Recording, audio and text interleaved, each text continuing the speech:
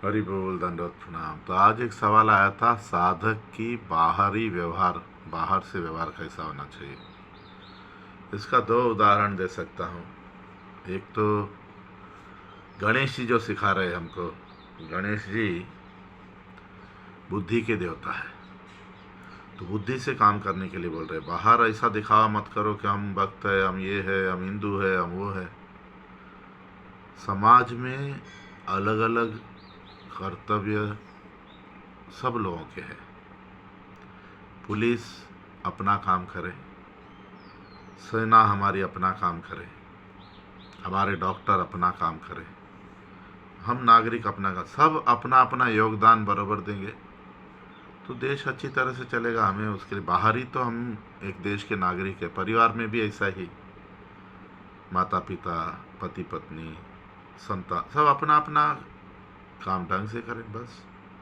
तो बाहरी व्यवहार कैसा होना चाहिए साधक का। एक साधक है, इस बाहर दिखाने का तो चीज नहीं, तो इसीलिए हमारे बुद्धि के देवता गणेश जी का सहारा लेते हैं।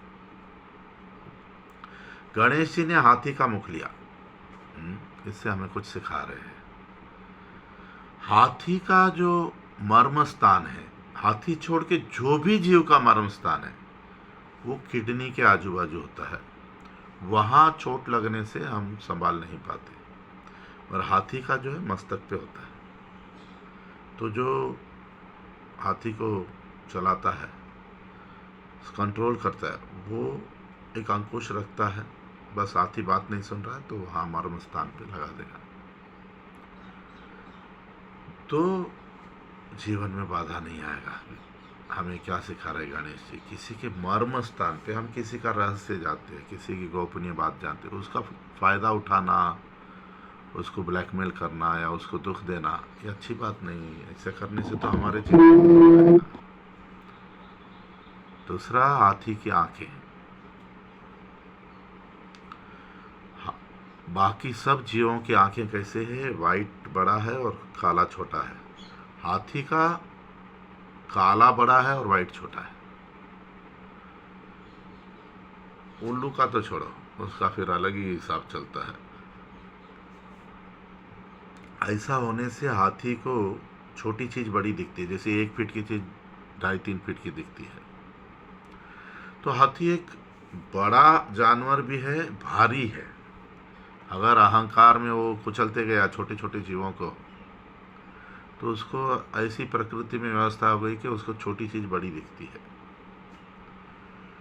तो हमें हमारा बाहरी व्यवहार ऐसा होना चाहिए, कोई गरीब है, कोई अनपढ़ है, कोई जो भी कष्ट में है या उसका नहीं चल रहा है भाई, अच्छा, तो हमारा भाव हाथी जैसा कुचलने वाला नहीं, उसको जरा बड़ा करके देखो। साधक है हम भगवान की भजन की साधना करते हैं, हमारे में दया भाव होना चाहिए, जीवे दया, दया भाव। तीसरा चीज है हाथी का कान। सब जीवों का देखो कान नॉर्मल है, हाथी का बड़ा है। यानी कोई ऐसी चीज हम सुन भी ली, कोई वदंती, कोई, उसको वहीं पचा डालो, उसको बड़ा मत करो। चौथा चीज है हाथी का नाक, कितना बड़ा। किसी का मान सम्मान चला जाता है, खराब नाम हो जाता है, तो हम बोलते हैं देखो उसकी नाक कट गई। हमें हाथी जैसा नाक रखने का। मैं किस परिवार का हूँ, मैं किस देश का हूँ, मैं किस धर्म का हूँ, मैं मनुष्य हूँ, मुझे कैसे जीना चाहिए, नाक कटनी नहीं चाहिए, ऐसे जीवन जीना। फिर है हाथी की जीभ। हाथी की जीभ दिखाने की एक होती है, खाने की और एक होती है। नहीं, दांत, दांत, सॉरी, दांत। दिखाने के दांत एक है, खाने के। हमारा भी ऐसा होना चाहिए। बाहर से साधारण मनुष्य जैसा लो, अंदर से साधना करो।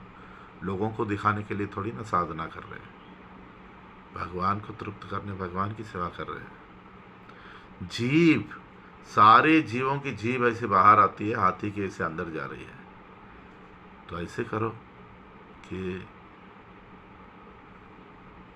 अंदर का मतलब क्या है, हमारे हृदय में बैठे भगवान, भगवान का नाम करना, भगवान का ध्यान करना, भगवान का गुणगान करना, इसके लिए जीभ का उपयोग करो, बाकी बक बक बक बक कुछ नहीं होने वाला। सबसे श्रेष्ठ हमको गणेश जी दिखा रहे अपना वाहन छुआ। इतने बड़े गणेश जी, इतना छोटा छुआ। भगवान गणेश जी बुद्धि के प्रतीक है, छुआ तर्क का प्रतीक। बुद्धि को तर्क के ऊपर रख दो। तर्क देखो, छुआ कपड़ा दोगे तो भी काटेगा, रेशमी साड़ी देखेगा काटेगा, कोई गंदा कपड़ा देखेगा काटेगा, उसको अंतर पता नहीं। कहीं गीता रामायण देख लिया उसको भी काटेगा, कहीं न्यूज़पेपर कुछ नॉवेल देखेगा उसको भी काटेगा। तो तर्क नहीं करना, बुद्धि से काम करना, ये साधक का ऐसा भाव होगा तो साधना आराम से होगा। इसी के साथ साथ साधक, हम जो गौड़ीय परंपरा के लोग हैं, हमारा जीवन कैसा होना चाहिए? जीवे दया, सब जीवों पे दया भाव रखना, स्वजने मैत्री, अपने जैसे भक्तों से मित्रता रखना, साधुए सेवा, हमसे जो श्रेष्ठ है साधु है, हमसे ज़्यादा हरिनाम करते हैं, ज़्यादा गुरु की सेवा कर, जो भी है हमसे उनकी सेवा करना। साधु की सेवा करने से हम साधु बनेंगे। अपराधी उपेक्षा, कोई अपराध कर रहा है उसकी निंदा मत करो, उससे दूर रहो। नामे रुचि, हरि नाम में रुचि आ जाना चाहिए। स्वाद, राधा है सेवा, राधा की दासी बनना है, राधा का सेवा।